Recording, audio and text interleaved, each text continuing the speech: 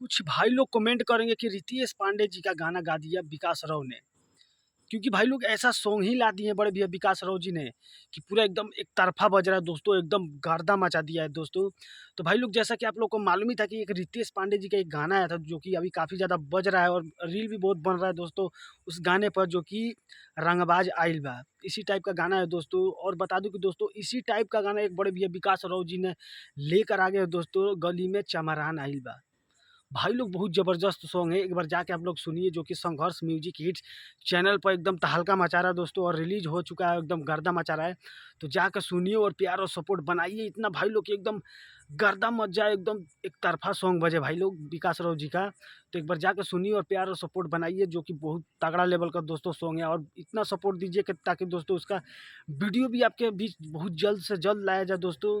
तो बस दोस्तों सोचा कि क्यों ना आप लोग को अपडेट दे दिया जाए। तो जाके भाई लोग एक बार सुनिए, संघर्ष म्यूजिक हिट चैनल पर रिलीज कर दिया गया और बहुत ज़्यादा प्यार सपोर्ट मिला दोस्तों उस गाने पर। तो आप लोग भी जाके प्यार और सपोर्ट दिखाइए दोस्तों उस गाने पर। तो बस भाई लोग वीडियो को ज़्यादा से ज़्यादा शेयर कीजिएगा भाई लोग। तो मिलते हैं किसी और न्यू वीडियो में, तो आज के लिए इतना ही। जय भीम अम्बेडकर साहब जी, और एकदम तहलका मचा दो भाई लोग।